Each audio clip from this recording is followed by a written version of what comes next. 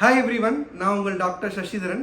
So இன்றைக்கி நம்ம பார்க்க போகிற மெடிக்கல் டாபிக் இல்லை கண்டிஷன் அப்படின்னு ரெகுலராக சொல்கிற டாபிக் இல்லை. இன்றைக்கி நம்ம கொஞ்சம் நம்ம ஹெல்த் டிப்ஸ் பற்றி பார்க்க போகிறோம். மேஜராக என்னென்ன நியூட்ரியன்ஸ் அதை பற்றி நம்ம இன்றைக்கி டீட்டெயிலாக பார்க்க போகிறோம். வாங்க வீடியோக்குள்ளே போகிறோம்.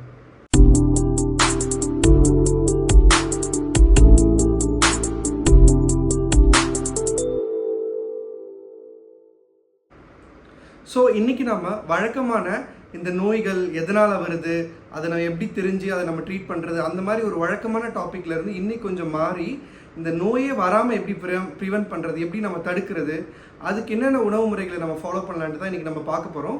ஸோ இன்றைக்கி நம்மளோட டாபிக் என்னென்னு கேட்டிங்கன்னா மைக்ரோ நியூட்ரியன்ஸ் இன் ஹெல்த். அதாவது ரொம்ப சின்ன சைஸில் உள்ள சில குறிப்பிட்ட நியூட்ரியன்ஸ் நம்ம உடம்புல எந்த அளவுக்கு இம்பாக்டை உண்டாக்குது அப்படி தான் நம்ம பார்க்க போகிறோம்.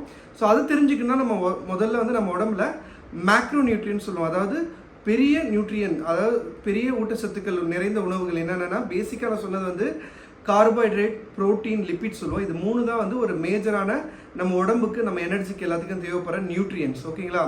அதுவே மைக்ரோ நியூட்ரியன்ஸ் என்னக்குள்ள அதில் முக்கியமான காம்போனன்ட் வகையில் தான் இந்த விட்டமின்ஸ். நீங்கள் கேள்விப்பட்டிருப்பீங்க, நிறைய டாக்டர் சொல்லுவாங்க விட்டமின் மாத்திரை எடுத்துங்க டெய்லி ஒன்று, உடம்பு சத்துக்கு நல்லது.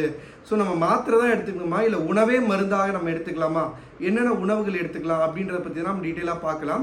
ஸோ முதல் விஷயம், விட்டமின்ன்றது ஒரு மைக்ரோ நியூட்ரியன்ஸ். சார் மைக்ரோ நியூட்ரியன்ஸ்னால் என்னென்னு கேட்டிங்கன்னா உங்கள் உடம்புல மேஜரான சத்துக்களை கொடுக்கக்கூடிய இந்த உணவு முறைகளோட இந்த மைக்ரோ நியூட்ரியன் நான் சொன்னால இந்த விட்டமின் எக்ஸாம்பிள் நிறைய வகையான விட்டமின்ஸ் இருக்குது. அதில் முக்கியமானது பார்த்தீங்கன்னா ரெண்டாக பிரிக்கிறோம். ஒன்று தண்ணீர், வாட்டர் சால்யூபிள், இன்னொன்று லிப்பிட், கொழுப்பு மூலியமா உடம்புல அப்சர்வ் பண்ணக்கூடிய ரெண்டு விதமான விட்டமின்ஸ் இருக்குது. ஸோ இந்த கொழுப்பு ரிலேட்டட், அதாவது கொழுப்பு இருந்தால் தான் அது உடம்புல அப்சர்வ் ஆகும். அந்த மாதிரி உள்ள விட்டமின்ஸ் என்னன்னு பார்த்தீங்கன்னா ADEK. ஓகேங்களா?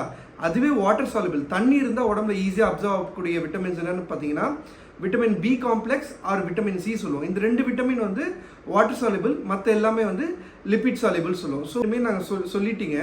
இதனால எங்களுக்கு என்ன இம்பார்ட்டன்ஸ், இது நாங்கள் எப்படி தெரிஞ்சுக்கிறது, இதனால நம்ம உடம்புக்கு என்ன பயன் அப்படின்னு கேட்டிங்கன்னா விட்டமின்ஸ் நான் சொன்ன மாதிரி ஒரு மைக்ரோ நியூட்ரியன்ஸ். அதாவது உங்கள் உடம்புல இருக்கிற சின்ன சின்ன பேசிக்கான மெட்டபாலிசம் ஃபங்க்ஷன் ஆகிறதுக்கு இந்த மைக்ரோ நியூட்ரியன்ஸான விட்டமின்ஸ் ரொம்ப முக்கியமான பங்கு வகிக்குது. அதோடைய டெஃபிஷியன்சி, அதோட குறைபாடு, ஏன்னா மேக்ரோ நியூட்ரியன்ஸ் நீங்கள் எடுத்துக்கிற ரைஸ்லேயோ, ரொட்டிலேயோ, தால்லையோ, சாம்பார்லையோ இது எல்லாத்துலேயுமே உங்களுக்கு கிடைச்சிடும். ஆனால் இந்த மைக்ரோ நியூட்ரியன்ஸ் குறிப்பிட்ட அளவில் சில டைமில் லேக் ஆகிறதுக்கான சான்ஸ் இருக்குது. ஏன்னா ரொம்ப கம்மியான அமௌண்ட்டு தான் உங்கள் உடம்புக்கு அது கிடைக்குது. அதுலேயும் இந்த வாட்டர் சால்யூபிள் நான் சொன்னல BNC, அது நீங்கள் தினமும் எடுத்துக்கலன்னா உங்களுக்கு டெஃபிஷியன்சி, அதாவது குறைபாடு ஏற்படும். சரிங்க சார், அந்த குறைபாடு ஏதாவது பாதிப்பு இருக்கா, நாங்கள் அதை எப்படி தெரிஞ்சுக்கிறது கேட்டிங்கன்னா, ஸோ உங்களுக்கு ஏதாவது ஒரு குறிப்பிட்ட விட்டமின் டெஃபிஷியன்சி, அதாவது குறைபாடு ஆகுதுன்னு வச்சுக்கோங்களேன். இப்போ எக்ஸாம்பிள் இன்றைக்கி நம்ம விட்டமின் A பற்றி தான் டீட்டெயிலாக பார்க்க போகிறோம். விட்டமின் A குறைபாடு ஆகுதுன்னா உங்களுக்கு ரொம்ப காமனான சிம்டம்ஸ் என்னன்னு பார்த்தீங்கன்னா அடிக்கடி சளி, இருமல், அதாவது அப்பர் ரெஸ்பிரேட்டரி ட்ராக்ட் இன்ஃபெக்ஷன். ஏன்னா விட்டமின் A முக்கியமாக நோய் எதிர்ப்பு சக்திக்கு ரொம்ப அதிகமாக தேவைப்படக்கூடிய ஒரு விட்டமின்.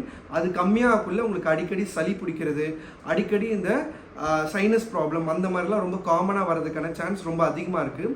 அது கூட நீங்கள் பார்த்தீங்கன்னா கண் பார்வை ரொம்ப காமனான ஒரு கம்ப்ளைண்ட் விட்டமின் A குறைபாடு வருது என்னன்னு பார்த்தீங்கன்னா நைட் பிளைண்ட்னு சொல்லுவாங்க, இல்லைன்னா மாலைக்கண் நோயின்னு சொல்லுவாங்க. அதாவது ஒரு 5-6 மணி ஆகக்குள்ளே அவங்களுக்கு கொஞ்சம் கண் பார்வை மங்கலாக இருக்கும். அப்படி என்னன்னு சொல்லி டாக்டர்கிட்ட போய் செக் பண்ணக்குள்ள தான் இந்த விட்டமின் A குறைபாடு இருக்கிறதே தெரியும்.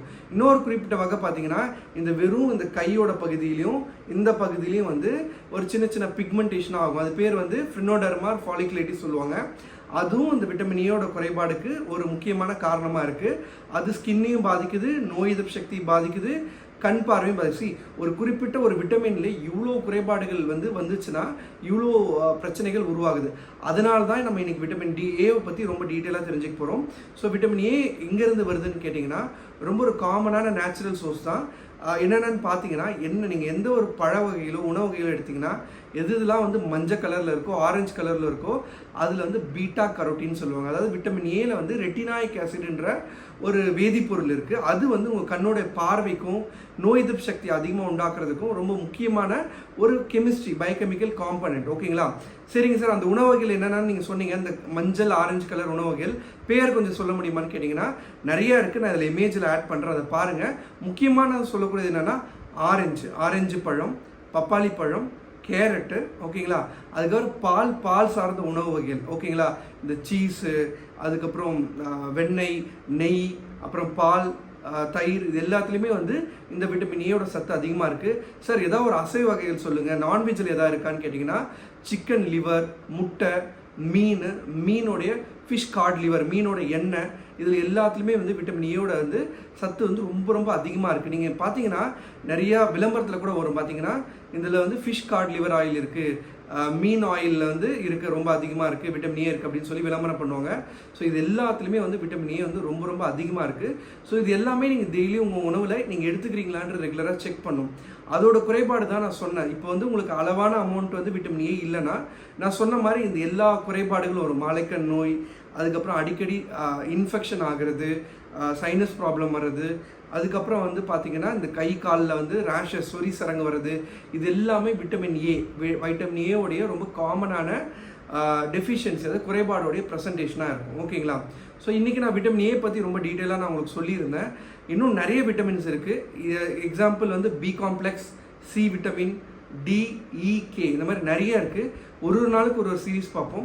ஸோ உங்களுக்கு விட்டமின் ஏ பற்றி ஏதாவது சந்தேகம் இருக்குது, சார் இன்னும் வேறு ஏதோ நீங்கள் உணவு வகையில் மிஸ் பண்ணிட்டீங்க, அதை பற்றி நான் ஆட் பண்ணணும்னு அப்படின்னு நினச்சிங்கன்னா கமெண்ட் பாக்ஸில் மென்ஷன் பண்ணுங்கள். அதை பற்றி நம்ம டீட்டெயிலாக டிஸ்கஸ் பண்ணலாம். Until then, bye from doctor Sasitharan.